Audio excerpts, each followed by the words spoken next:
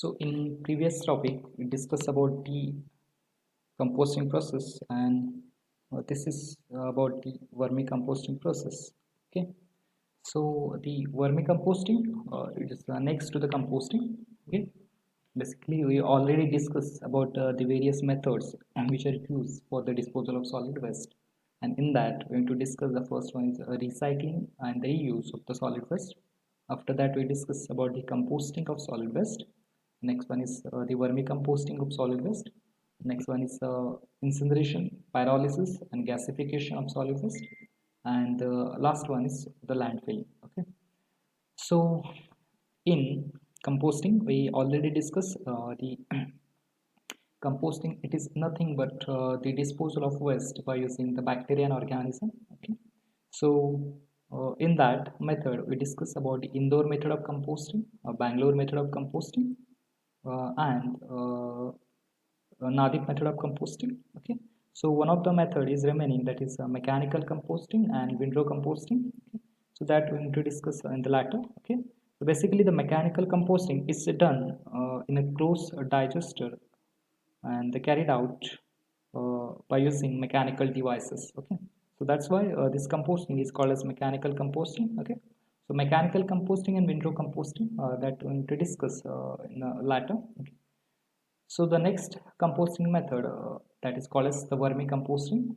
As the name indicate, the composting process that carried out in the presence of worms. Okay, so worms, it is nothing but the earthworms which are used for the composting process. Okay, so basic difference between the composting and the vermicomposting is that the composting is going to be done by the bacteria and organism, and where the vermicomposting, where the larger earthworms are used for the composting of that organic matter and the solid waste. Okay, so that is the basic difference between the composting and the vermicomposting. Okay, so vermi, it is nothing but the stand for the earthworms. Okay. So when the organic matter like food waste, you can say the wet garbage, okay, and papers, cardboards, leaves, which are responsible or which subjected to decomposition, that material which are used for the vermicomposting and that decomposition with the help of earthworms, and finally you get the compost that is called as vermicompost, and that process is called as vermicomposting. Okay.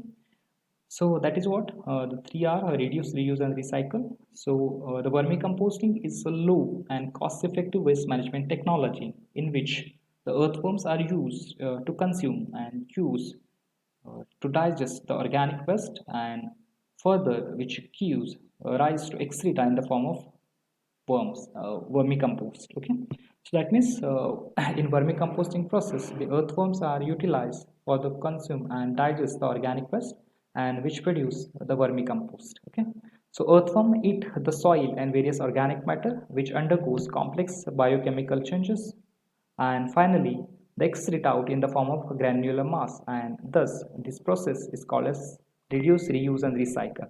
Okay, so this vermicomposting process having various benefits or various advantages of the vermicomposting. So the first one is it improves the physiochemical and biological properties of soil. Okay, if you are considering the compost and vermicompost, then in that case, these vermicomposting properties are more better than a plain composting process. Okay, so this vermicomposting having various benefits, and that benefits, it is nothing but the first, you can say it improves the physico-chemical and biological properties of soil. Next, grinding of the soil and the organic matter result in effective microbiological processing. Next, it enriches the soil which balance the plant nutrients, vitamins, enzymes into the plant growth hormones, and it improves the quality of fruits and vegetables. So these are the various benefits of the vermicomposting. Okay, so what are the benefits? It improves the physiochemical and biological property of the soil. Okay, the organic matter result in effective microbial processing, that is grinding of soil, and it enriches the soil with balanced plant nutrients, vitamins, enzymes. Okay, and it improves the quality of fruits and vegetables. So this picture showing the vermicompost. Okay, so after the completely decomposition of that waste, food waste, which produced the black color of compost, that is called as vermicompost. Okay, So the basic introduction of vermicompost, it is nothing but the vermicomposting is the composting by using the earthworms. Use of worms and microorganisms to change the plant tissue into the vermicompost, and that is rich in the nutrients. So plant tissues in the worms peen is consumed by worms and making them consumer. Okay. Vermicomposting is a special type of composting with the use of certain earthworms. So vermicomposting is already being used worldwide for the treatment of organic waste, sometimes sewage sludge, manure, and kitchen waste. So one of the method it is called as vermifilter. So this vermifilter is also used for the treatment of sewage in case of the sewage treatment plant, not a sewage treatment plant, you can say, that is used for the treatment of sewage at institute level, at house level. So that is same like a filter with the use of earthworms, and the sewage is allowed to pass through that filter so that organic matter which present into the sewage that consumed by the earthworm, and they reduce the load of that water over the filter.